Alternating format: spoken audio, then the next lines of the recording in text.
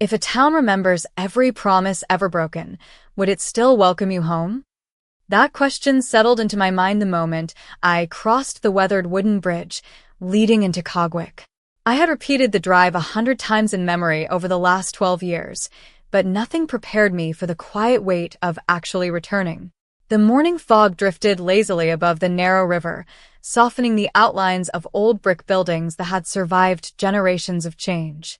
The white church steeple still reached confidently toward the sky, the courthouse clock still marked the passing hours with dependable precision, and the familiar maple trees still lined Main Street as though they had been waiting for someone who had taken far too long to come back. I tightened my grip on the steering wheel before pulling my aging blue SUV into a parking space beside the town square. The engine fell silent, leaving only birdsong, distant church bells, and the gentle rustle of leaves carried by an early autumn breeze. Cogwick looked almost untouched, yet something invisible had shifted beneath its peaceful surface. I stepped onto the sidewalk and inhaled deeply. The air carried the scent of fresh coffee, damp earth, and wood smoke from nearby chimneys. It should have felt comforting, but instead it stirred memories I had spent years trying to bury beneath long workdays and endless excuses. I had told myself I returned only because my late aunt had left me her small bookstore on Willow Lane. That explanation sounded practical whenever I repeated it aloud, yet my heart knew the truth was far more complicated. Some places never truly let you leave. As I walked toward the bookstore, familiar faces occasionally glanced in my direction with polite curiosity. A few seemed to recognize me, but chose not to interrupt. Time had changed all of us. The bakery that once displayed homemade pies now featured artisan bread behind spotless glass. The old movie theater had become a community art center. Children laughed while chasing one another across the square, unaware that adults often carried invisible histories heavier than any suitcase. My aunt's bookstore stood exactly where I remembered, tucked between a flower shop and a small cafe whose outdoor tables were already filling with customers. The faded sign reading Carter books still hung above the entrance, weathered but proud. I reached into my pocket, feeling the cool metal key my attorney had mailed only days before. Before I could unlock the door, a sudden gust of wind swept through the street. Papers escaped from a nearby bulletin board, swirling through the air like startled birds. One yellowed page drifted directly toward me before landing at my feet. It was not a flyer or a receipt. It looked much older, its edges worn, and its ink faded almost beyond recognition. At the very top, barely visible beneath years of age, was a symbol I remembered seeing only once as a child carved into the foundation stones beneath the old chapel outside town. My pulse quickened as impossible memories returned with startling clarity. I looked around, expecting someone else to notice, but everyone continued with their ordinary morning as though nothing unusual had happened. When I bent down to pick up the page, another hand reached for it at exactly the same moment. I looked up into familiar blue eyes that I had never truly forgotten. Clara Hayes froze just as I did, her quiet smile fading into stunned disbelief before either of us managed to speak a single word. In that silent heartbeat, I realized my return to Cogwick had never been about inheriting a bookstore at all. It had always been leading back to her, and perhaps to a secret this town had been protecting long before either of us was born. For a long moment, neither of us moved. Clara's fingertips rested lightly against the weathered page, while mine remained frozen only inches away. The sounds of Main Street faded into the background until all I could hear was the steady rhythm of my own breathing. She looked older than the woman I had carried in my memories, but only in the quiet, graceful way that life reshapes people without taking away who they are. Her blonde hair brushed against the collar of a navy coat, and the same thoughtful blue eyes studied me with equal parts surprise and caution. "Evelyn," she asked softly, as though speaking too loudly might cause the moment to disappear. I managed a small smile that felt unfamiliar after so many years. "It has been a while." She let out a gentle laugh, warm but uncertain. That might be the biggest understatement anyone has ever made in Cogwick. We both looked down at the aged paper between us before she carefully lifted it from the sidewalk. Instead of unfolding it immediately, She turned it over in her hands, as if recognizing something about its worn texture. "Where did this come from?" I asked. Clara slowly glanced toward the old bulletin board across the street, then back at the page. "That is the strange part. I have never seen anything like this posted there before." The breeze settled, leaving the street perfectly calm again. Customers continued entering the nearby cafe. A delivery truck rolled past at a leisurely pace. Everything looked completely ordinary, yet an uneasy feeling settled quietly beneath the peaceful morning. Clara carefully unfolded the page. Most of the faded writing had become impossible to read, but one symbol remained unmistakably clear. A circle surrounded by 3 interwoven branches. The same mark I remembered from beneath the abandoned chapel outside town. My pulse quickened.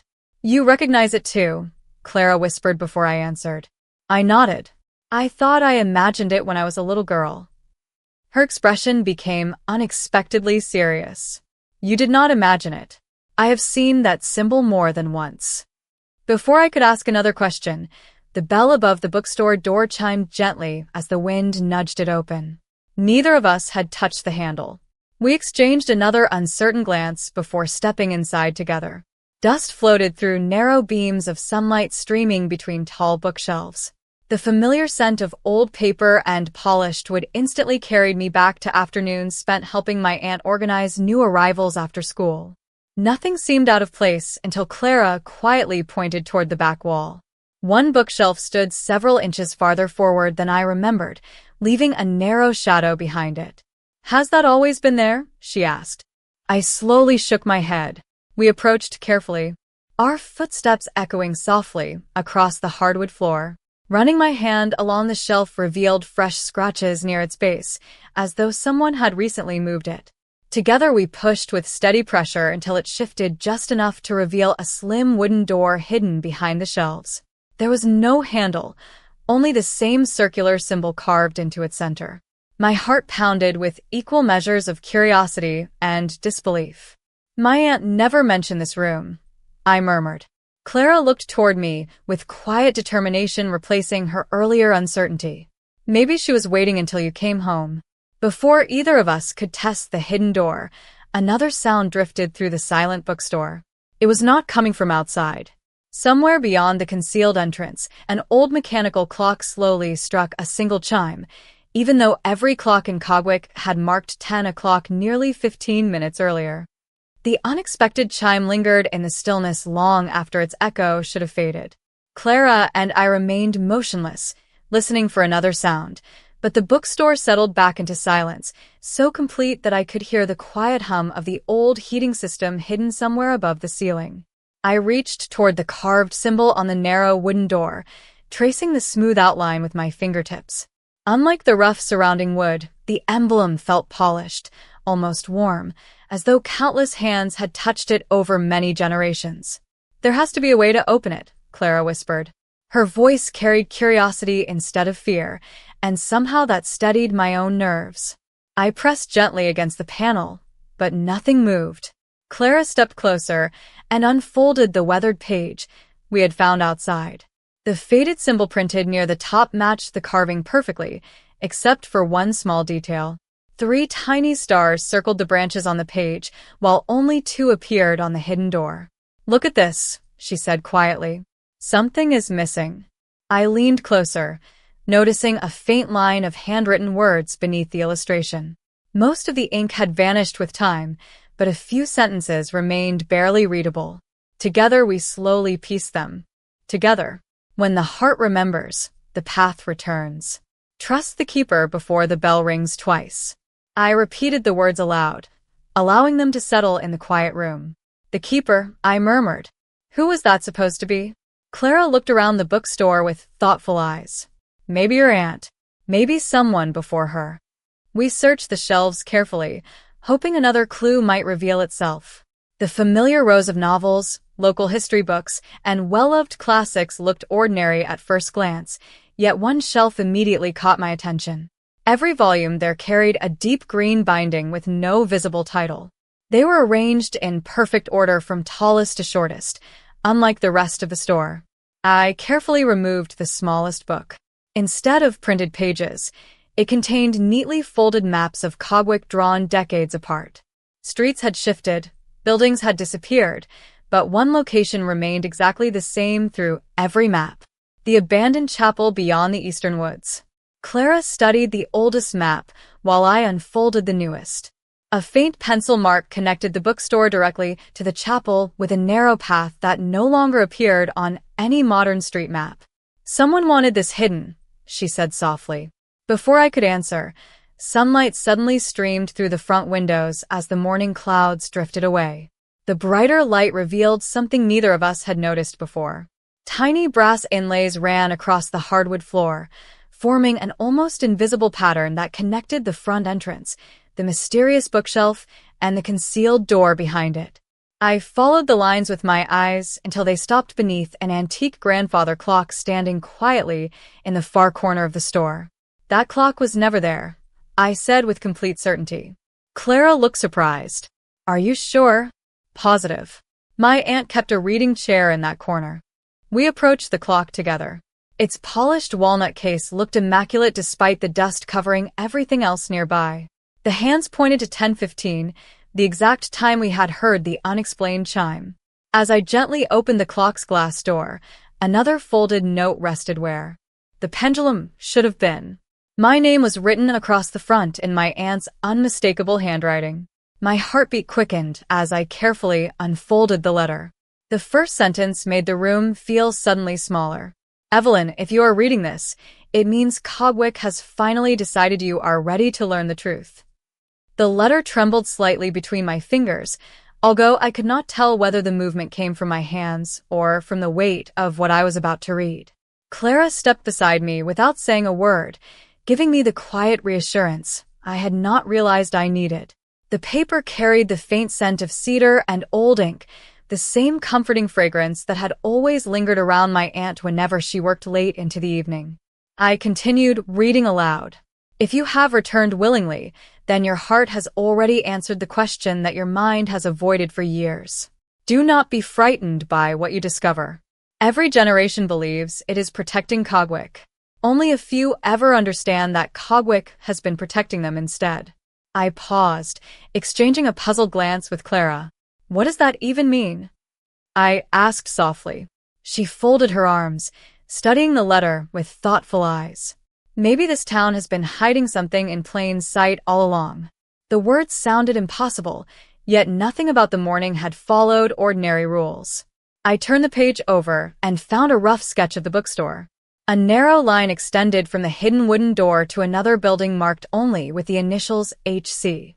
Beneath the drawing, my aunt had written one final instruction: "Find the first keeper before sunset. Trust no explanation that arrives too easily."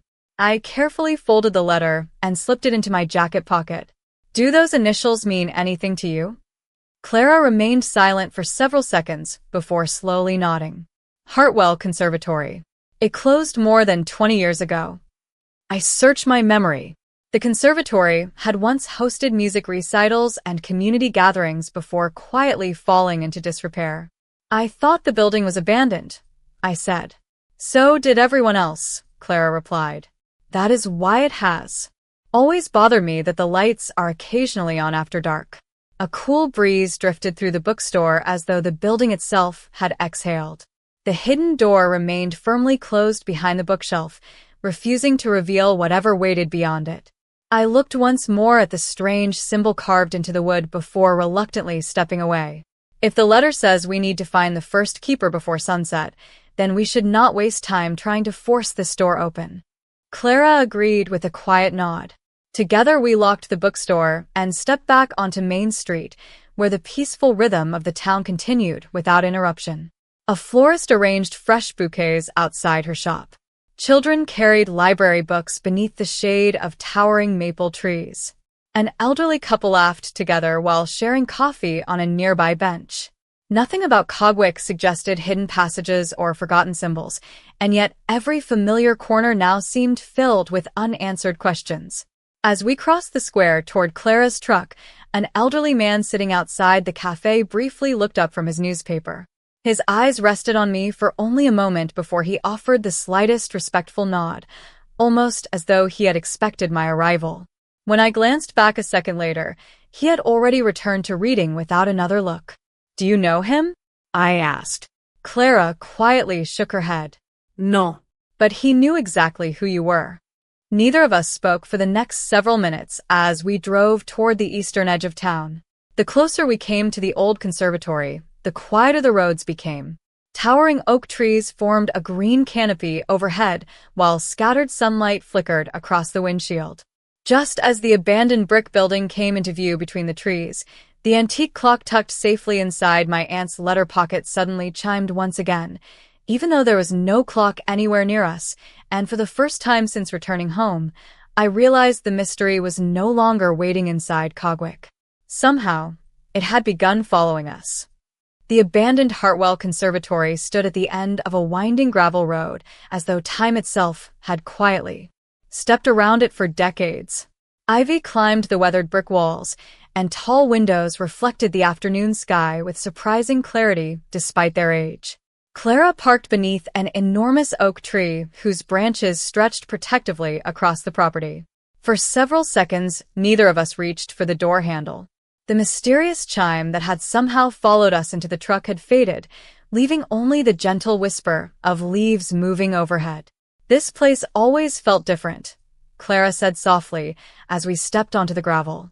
"Even when I was a little girl." I looked toward the broad stone entrance where faded letters spelling Hartwell Conservatory remained carved above the archway. My aunt had brought me here once for a holiday recital. I remembered polished wooden floors, warm laughter, and music filling every corner. Nothing in those memories explained why the building now appeared abandoned while still somehow carefully maintained. We climbed the front steps expecting locked doors, but the heavy oak entrance opened with only the slightest pressure. A cool breath of air drifted through the hallway carrying the scent of cedar, polished wood, and old sheet music. Sunlight poured through stained glass windows, scattering quiet colors across the marble floor. Dust should have covered every surface after so many years, yet everything looked remarkably clean. Someone had been caring for this place.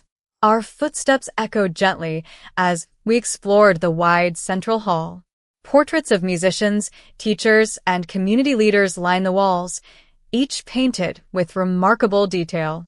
Near the grand staircase, I noticed something unusual. Every portrait included the same small circular emblem hidden somewhere within the artwork. On one frame it appeared carved into a violin. On another it decorated the corner of a music stand. The symbol had been there all along, quietly waiting for someone to notice. Clara paused before an elegant portrait of a silver-haired woman standing beside a grand piano. A brass plaque identified her simply as Margaret Ellison, first director. Beneath her name, someone had engraved a short sentence. "Every melody remembers its beginning." Clara smiled faintly. "That sounds like something your aunt would have loved." Before I could answer, another voice completed the thought from somewhere beyond the hallway. "Because she asked for those words to be added." We turned together. An elderly white woman wearing a neatly pressed gray cardigan and dark slacks stepped calmly from a nearby reading room carrying a small stack of books. Her silver hair was gathered into a simple braid, and her gentle green eyes held the quiet confidence of someone who had been expecting visitors for a very long time. She smiled warmly, not with surprise, but with recognition. "Welcome home, Evelyn Carter," she said. "And welcome back, Clara Hayes." Neither of us had introduced ourselves. The realization settled between us before either of us found the courage to speak. The woman carefully placed the books onto a polished table before extending her hand. "My name is Eleanor Whitmore. Your aunt trusted me with many responsibilities after she passed." I glanced at Clara, who looked just as astonished as I felt. "Are you the keeper?" I finally asked. Eleanor's smile softened as afternoon light filled the room behind her. "No," she answered gently. "I am only the one who has been waiting to introduce you to the keeper." Almost on cue, the distant sound of an old clock echoed through the conservatory once more. This time it rang twice, and Eleanor's peaceful expression became unexpectedly serious as she quietly looked toward a closed doorway at the end of the corridor. The second chime faded into the quiet halls of the conservatory, leaving an almost tangible silence behind it. Eleanor Whitmore did not rush toward the closed doorway at the end of the corridor. Instead, she calmly folded her hands in front of her, as though every moment had already been carefully measured long before Clara and I arrived. "The clock has been waiting for you," she said. "It has never rung twice for anyone else." I searched her face for some sign that this was a misunderstanding, but all I found was gentle certainty. Clara stepped closer to me, her voice low enough that only I could hear it. "Whatever is happening, your aunt believed you belonged here. I Think we should trust that." Her quiet confidence settled my racing thoughts. I nodded before turning back to Eleanor. "You said you were going to introduce us to the keeper. Is that person behind the door?" Eleanor smiled faintly. "Not exactly. Some people believe the keeper is a person. Others believe it is a responsibility. Your aunt always said the truth rested somewhere between those ideas." She led us slowly through the corridor. Framed concert programs, handwritten musical scores, and carefully preserved photographs covered the walls, each representing another generation connected to Hartwell Conservatory. Every few feet, I noticed the familiar circular symbol hidden within carved woodwork, brass fixtures, or stained glass. Once I began looking for it, the emblem seemed to appear everywhere, as though it had quietly surrounded my family for years without my ever recognizing it. We stopped before the heavy walnut door. Unlike every other doorway in the building, this one had no lock, no handle, and no visible hinges. At its center rested the same carved branches enclosed within a circle. Eleanor reached into her pocket and removed a small brass compass whose lid carried the identical design. She placed it gently into my hand. "This belonged to your great-grandmother," she explained. "She carried it until she passed it to your grandmother. Your grandmother entrusted it to your aunt, and your aunt left it in my care until today." The compass felt unexpectedly warm despite the cool air inside the conservatory. I opened its lid, expecting an ordinary needle. Instead, a finely engraved message appeared beneath the glass. "The direction you need is never the one you expect." Clara leaned closer to read the inscription, her shoulder brushing mine for only a brief moment. The familiar closeness felt strangely reassuring after years apart. Neither of us spoke about it. Eleanor quietly gestured toward the center of the door. "Place the compass against the symbol." I hesitated only briefly before doing exactly as she instructed.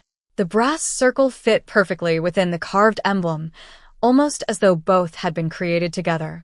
A soft mechanical click echoed from somewhere inside the wall. Slowly, almost gracefully, the hidden doorway shifted inward by only a few inches. Warm golden light spilled through the narrow opening along with the unmistakable scent of cedar and old books. Beyond the threshold stretched a circular library unlike anything I had ever imagined. Floor-to-ceiling shelves curved around the room, filled with carefully preserved journals, maps, handwritten letters, and beautifully bound volumes whose spines carried no titles. In the very center stood a simple wooden table supporting an enormous leather-bound book that had already been opened to a blank page. Resting across the page was a fountain pen, its ink still fresh, as though someone had stepped away only moments before. Eleanor remained outside the doorway. "Only the next guardians may enter," she said quietly. Clara immediately looked toward me, uncertainty flickering across her expression. Before either of us could take a single step into the extraordinary room, words slowly began appearing across the empty page by themselves, written in elegant, flowing script. The first sentence stopped both of us where we stood. "Evelyn Carter and Clara Hayes, your story has finally begun." The elegant handwriting continued flowing across the open page, without a visible hand guiding the pen. Clara and I stood silently at the threshold, watching each graceful letter appear as though the library itself had been patiently waiting to greet us. The room felt timeless. Soft golden light filtered through a circular skylight high above, illuminating thousands of carefully arranged volumes whose leather bindings carried no titles, only the familiar emblem of 3 intertwined branches enclosed within a circle. I slowly stepped inside, half expecting the floorboards to creak beneath my feet, but every movement seemed absorbed by the quiet harmony of the room. Clara followed beside me, her eyes moving across the towering shelves with open wonder. Behind us, the hidden doorway closed gently without a sound, though I felt no fear. Instead, an unexpected sense of belonging settled over me. The words on the page stopped moving just as we reached the table. Beneath the greeting, a second sentence slowly appeared. Every generation enters believing they are searching for answers. Every generation leaves understanding they were entrusted with questions instead. I read the line aloud, allowing each word to settle between us. Clara smiled thoughtfully. Your aunt always loved riddles. Maybe this place speaks the same language. Before I could answer, Eleanor's voice reached us from beyond the closed door, calm and reassuring. The library hears every conversation. Speak honestly, and it will reveal only what you are ready to understand. Her footsteps gradually faded until complete silence returned. I carefully touched the edge of the enormous book. The pages felt warm, almost alive, yet perfectly ordinary beneath my fingertips. Looking closer, I noticed countless names filling previous pages, each written in elegant script stretching back through decades. Carter, Whitmore. Hayes, Hartwell. The same family names repeated across generations, each accompanied by a brief reflection, a promise, or a lesson learned. My heart paused when I recognized my aunt's handwriting near the end of the volume. She had written only one sentence. The greatest inheritance is not knowledge. It is choosing the right person to share it with. I looked instinctively toward Clara. She had discovered an antique globe resting near one of the curved bookshelves. Unlike an ordinary map, this one showed only Cogwick and the surrounding countryside with remarkable detail. Fine silver lines connected familiar landmarks, including the bookstore, Hartwell Conservatory, the abandoned chapel, the courthouse, and the old bridge where I had entered town that morning. Together they formed the same symbol we had been following since my arrival. This was hidden in the town itself, Clara whispered. The whole pattern. As she gently rotated the globe, a tiny compartment opened beneath its base. Inside rested a faded photograph showing 4 smiling women standing in front of the conservatory nearly 70 years earlier. I immediately recognized my grandmother beside Eleanor as a young woman, but the other 2 faces were unfamiliar. Written neatly across the back were the words, for guardians, one promise. Never allow fear to choose the future. Before we could examine the picture more closely, the compass still resting in my hand began turning for the first time. Its needle spun slowly before settling toward a single bookshelf on the opposite side of the circular room. Unlike every surrounding shelf, one section held only a single weathered journal. As Clara carefully removed it, a folded envelope slipped quietly onto the floor. Across the front, in fresh ink that could not possibly have existed moments earlier, someone had written 2 simple words that made both of us exchange an uneasy glance. Do not trust Eleanor. The warning on the envelope seemed almost impossible to ignore. Clara looked at me without speaking, her expression caught somewhere between disbelief and caution. I carefully picked up the envelope, expecting brittle paper that had been hidden for years, yet it felt newly sealed. The ink remained crisp, as though the words had been written only moments earlier. I slowly opened it and unfolded the single sheet inside. The handwriting differed completely from my aunt's elegant script. These letters leaned slightly to the right, hurried but controlled.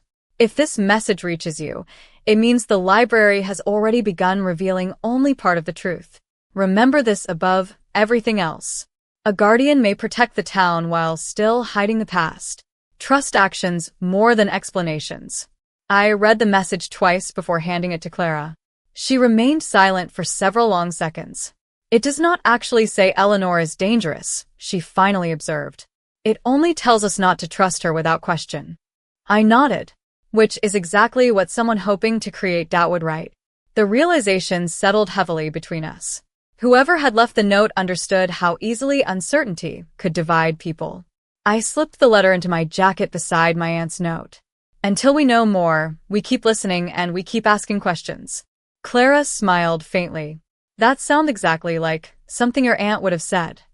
Her words brought an unexpected comfort. For the first time since returning to Cogwick, I realized how naturally we had fallen into working together. Years had passed since we last shared a conversation, yet every decision now seemed to come through quiet cooperation rather than argument. The compass in my hand suddenly shifted again. Its needle slowly turned away from the bookshelf and settled toward the enormous journal resting on the table in the center of the room. When I opened the weathered cover, the pages no longer appeared blank. A detailed map filled the first spread, showing Cogwick from above with remarkable precision. Thin silver lines connected familiar landmarks exactly as they had on the antique globe, but one additional location appeared beyond the eastern woods. A small stone observatory overlooked a quiet lake several miles outside town. I did not remember seeing any building there during my childhood. Clara traced the map carefully with one finger. Look at the dates. Beneath each landmark, someone had recorded years stretching back more than a century. Every generation had apparently added another entry, documenting the same places over and over again. Only the observatory carried tomorrow's date. My pulse quickened. Tomorrow has not happened yet. Before either of us could make sense of it, another page slowly turned by itself. This time, a single sentence appeared in dark flowing ink. The next answer waits, where the first sunrise touches the water. Do not arrive alone. The room fell silent once again. I glanced toward Clara, who was already looking back at me with quiet determination. Neither of us questioned whether we would continue. The decision had already been made somewhere between the bookstore, the hidden library, and every forgotten memory that had drawn us back to Cogwick. Moments later, the concealed doorway opened gently, without anyone touching it.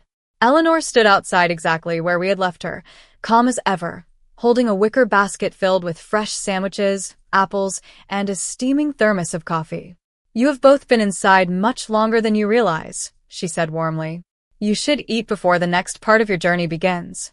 Clara and I exchanged one careful glance. We accepted the basket with grateful smiles. Yet neither of us mentioned the mysterious warning hidden inside the library. Instead, we quietly agreed, without speaking, that from this moment forward, every answer in Cogwick would need to earn our trust rather than simply ask for it. Morning arrived with a quiet brilliance that made the previous day's mysteries feel almost impossible to believe. Clara and I left Hartwell Conservatory just before sunrise, carrying the antique compass, my aunt's letter, the mysterious warning, and more questions than answers. Eleanor stood at the front steps as we departed, offering nothing more than a gentle smile and a reminder to follow the first light across the lake. Her calm confidence lingered in my thoughts throughout the drive. If someone wanted us to doubt her, they had succeeded, but they had not given us enough evidence to replace trust with certainty. That uncertainty became our greatest companion as narrow country roads led us toward the eastern shoreline shown on the hidden map. The forest gradually opened to reveal a peaceful lake untouched by morning activity. Thin layers of mist floated above the water while golden sunlight slowly spilled across its glass-like surface. Everything looked remarkably ordinary except for one small stone observatory standing quietly on a hill overlooking the shoreline. The building was modest in size, built from pale gray limestone weathered by decades of changing seasons. A bronze weather vane rested motionless above its roof despite the gentle breeze moving through nearby pine trees. It feels familiar, Clara whispered. I looked toward her with surprise. Have you been here before? She slowly shook her head. Not that I remember. It only feels like I should have. We climbed the winding stone path together. As the first rays of sunlight reached the observatory entrance, the compass needle turned smoothly until it pointed directly toward the heavy wooden door. Without either of us touching it, the latch quietly released. Inside, sunlight streamed through a circular opening in the ceiling, illuminating polished floors and shelves filled with astronomical journals, handwritten notebooks, and carefully preserved star charts. In the center of the room stood an enormous brass instrument, unlike any telescope I had ever seen. Fine engravings covered its surface, including the familiar emblem of 3 intertwined branches. A single leather journal rested beside it with today's date already written across the top of the page. My heartbeat quickened. That was not written yesterday, I murmured. Clara carefully opened the journal. The first paragraph described our arrival with impossible accuracy, mentioning the exact moment sunlight touched the lake and even the color of my jacket. We exchanged a stunned glance before turning the page. The following entry had not been completed. It ended halfway through a sentence, leaving several blank lines beneath it as though someone expected the story to continue only after we made our next decision. At the bottom of the unfinished page, another message appeared slowly, in elegant handwriting. The future cannot be discovered. It can only be chosen. Speak your decision together. Clara looked toward me, thoughtful rather than frightened. Every place we have visited has asked us to trust each other before anything else happens. I considered everything we had experienced since returning to Cogwick. The bookstore, the hidden library, the conservatory, the mysterious notes, and every impossible coincidence had led us here, yet none of them had forced a choice. They had only revealed another door waiting to be opened together. I smiled quietly. Then we make the decision together. Clara nodded with calm certainty. The moment we spoke those words at the same time, the brass instrument began turning gently toward the eastern horizon. A narrow compartment opened beneath its base, revealing an aged wooden box sealed with dark blue wax.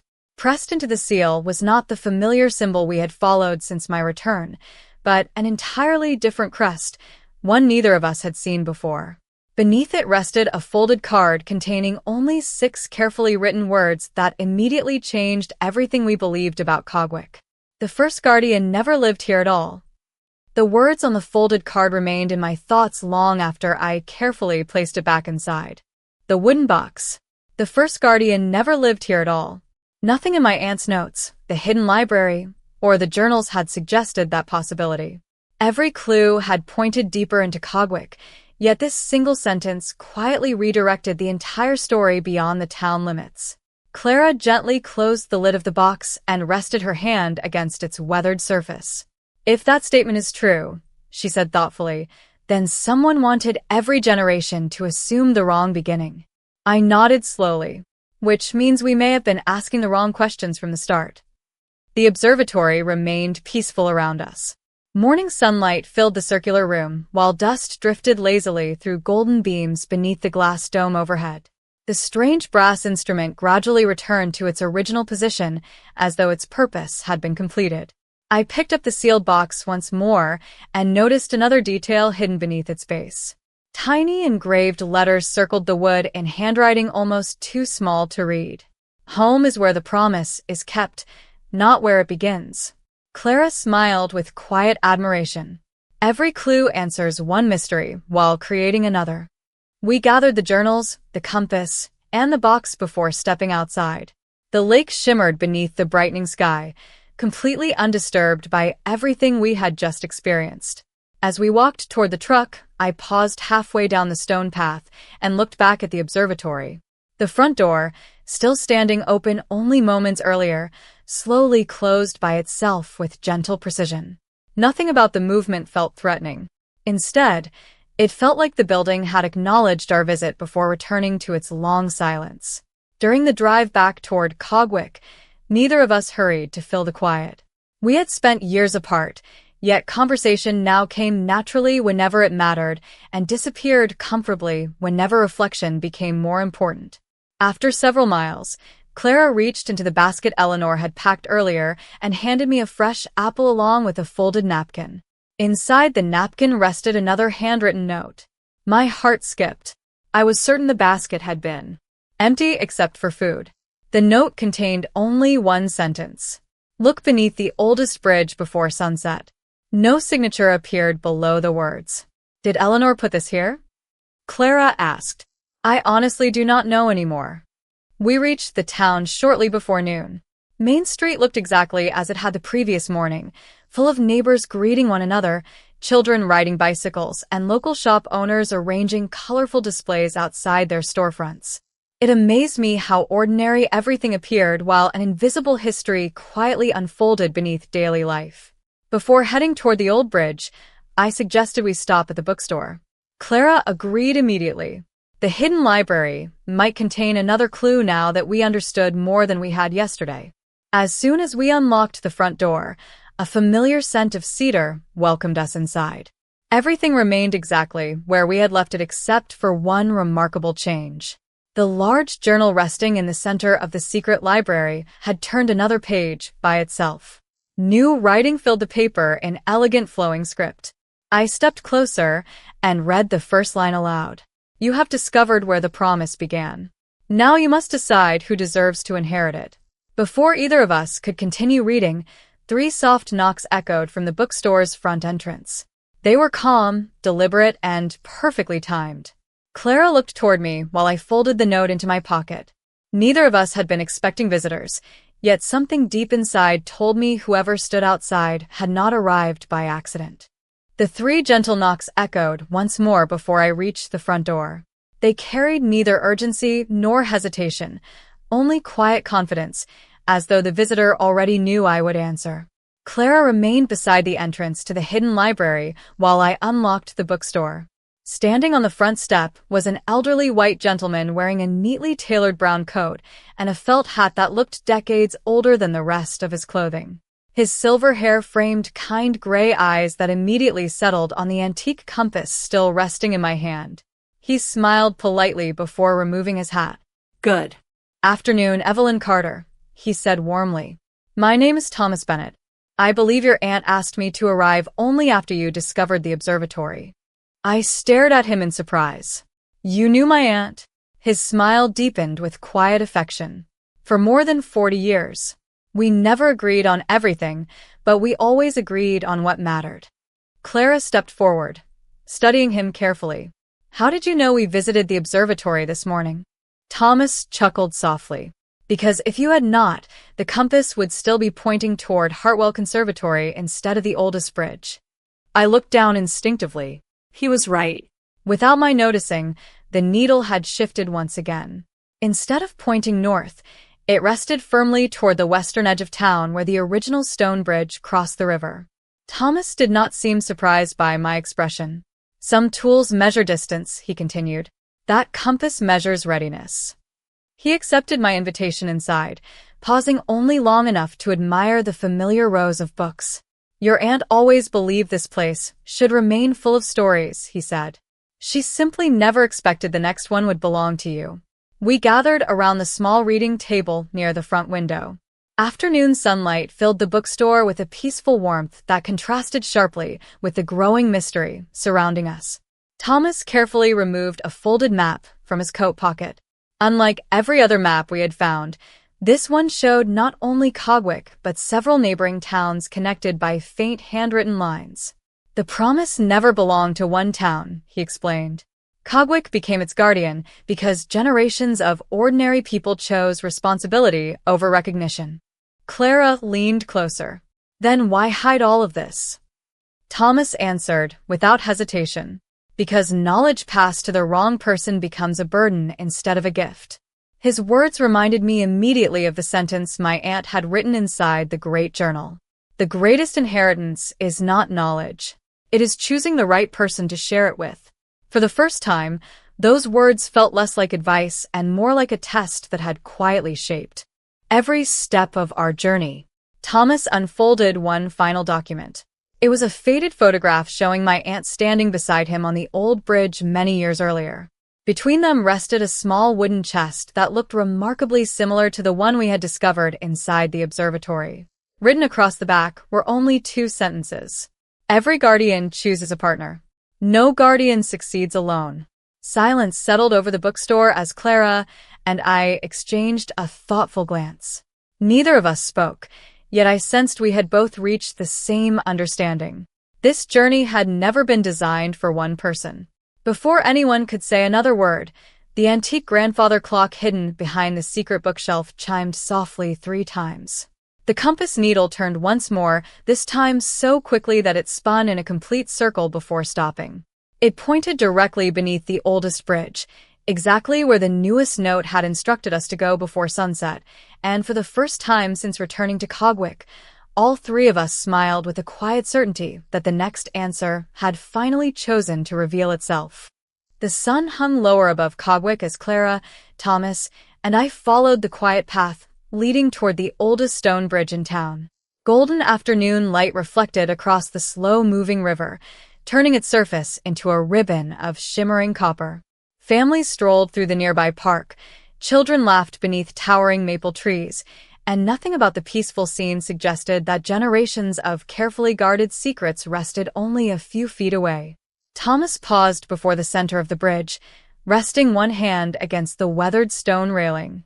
"Every visitor believes this bridge connects two sides of the river," he said quietly. "Very few realize it also connects two generations." I removed the antique compass from my pocket. Its needle no longer spun.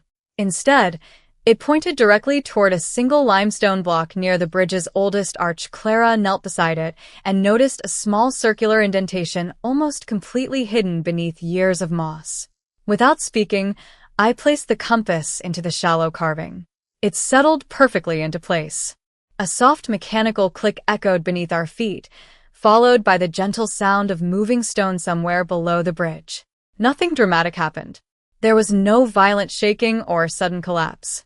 Instead, one narrow section of the riverside walkway quietly shifted aside, revealing a carefully built staircase descending beneath the bridge. Cool air drifted upward, carrying the familiar scent of cedar and aged paper. Thomas smiled with quiet satisfaction. "Your family always preferred subtle entrances." Clara and I exchanged an excited glance before carefully descending together. At the bottom waited a circular chamber illuminated by natural light filtering through cleverly hidden openings in the bridge above. Shelves carved directly into the stone walls held neatly organized journals, maps, and beautifully preserved wooden boxes, each marked with a year rather than a person's name. In the center of the room stood a simple oak table supporting a polished glass case. Inside rested a single folded parchment tied with deep blue ribbon. A brass plaque beneath the case read, "The Promise." I gently lifted the lid. The parchment felt remarkably light despite its age. Slowly unfolding, it revealed only one paragraph written in elegant handwriting. "The promise is not ownership of knowledge. It is the willingness to preserve hope until someone else is ready to carry it forward. A guardian protects people, never power. A partner protects the guardian from carrying that responsibility alone." I read every word carefully before looking toward Clara. Neither of us spoke for several seconds because the meaning had become unmistakably clear. Every clue, every hidden room, every mysterious message, and every unexpected meeting had been guiding us toward this simple truth. The inheritance was never a treasure. It was trust shared across generations. Thomas quietly removed another small envelope from beneath the glass case and handed it to me. "Your aunt asked that you open this only after reading the promise." Inside rested a single handwritten letter. "Evelyn, if you have reached this place with someone you trust completely, then you have already succeeded.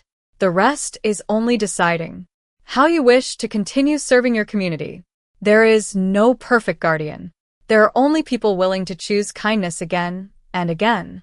My eyes lingered on the final sentence until emotion made the handwriting slightly blur. Clara gently rested her hand over mine, offering quiet reassurance without saying a word. At that exact moment, the antique compass released one final soft chime before its needle slowly came to rest, pointing neither north nor toward another mystery. Instead, it settled directly between Clara and me, as though quietly confirming that the future of the promise would never belong to either of us alone. The evening sky above Cogwick glowed with shades of amber and deep blue as Clara and I climbed the final steps from the hidden chamber beneath the old bridge. Behind us, Thomas carefully closed the concealed entrance, and the weathered stones settled back into place so naturally that no passerby would ever suspect an entire history rested beneath their feet. The town continued its ordinary rhythm. Lights slowly appeared in familiar storefront windows, neighbors greeted one another with easy smiles, and the scent of fresh bread drifted from the bakery across the square. For the first time since returning home, I understood why every generation had protected this place without seeking recognition. The greatest mysteries were never meant to separate people from ordinary life. They existed to remind them how valuable ordinary life truly was. Thomas paused before walking away and handed me one final object. It was a simple brass key attached to a faded leather tag bearing only the number 1. "There are many rooms in Cogwick that contain knowledge," he said gently. But only one place where that knowledge becomes part of everyday life. I looked down at the key before recognizing its shape. It belonged to the small office at the back of my aunt's bookstore. Thomas smiled knowingly. She always intended that room to become yours when the time was right. With that, he tipped his hat, crossed the bridge, and disappeared into the quiet evening crowd without another word. Clara and I stood together for a long moment watching the river reflect, the first stars appearing overhead. Neither of us felt the need to hurry. The questions that had brought me back to Cogwick no longer felt heavy. They had become invitations instead of burdens. We returned to the bookstore just as twilight settled across Main Street. Unlocking the back office revealed a room that looked untouched since my aunt's final day there. A reading lamp cast a warm glow across a polished wooden desk. Shelves filled with local history surrounded a comfortable leather chair, and beside the window rested a small framed photograph of my aunt smiling beside my grandmother. Beneath the frame lay one final sealed envelope addressed simply to my successor. I opened it carefully, while Clara stood beside me. Inside was a brief handwritten note. Evelyn, if you are reading this, then you already understand what I spent a lifetime hoping to teach. Protect stories because they protect people. Welcome strangers because one day they become neighbors. Never carry responsibility alone when trust has already placed the right person beside you. I folded the letter with quiet gratitude before placing it inside the great journal we had carried from the hidden library. Clara looked around the peaceful office and smiled. I think she knew exactly how this would end. I returned her smile. I think she knew it was only another beginning. Outside, the courthouse clock struck the hour with calm precision. The antique compass resting on the desk remained perfectly still for the first time since I had arrived in Cogwick. Its needle no longer searched for hidden paths because every destination it had quietly guided us toward had led to the same truth. Home was never defined by a place alone. It was created by the people willing to protect hope together. Clara reached for my hand, and I gladly accepted the simple gesture. We stood beside the bookstore window watching familiar faces pass beneath the evening lights, grateful that the greatest legacy we had inherited was not a secret waiting to be hidden again, but a promise waiting to be lived every ordinary day. Somewhere beyond the quiet streets, the church bell rang once across the peaceful town, not as another mysterious signal, but as a gentle reminder that every meaningful story eventually finds its way home.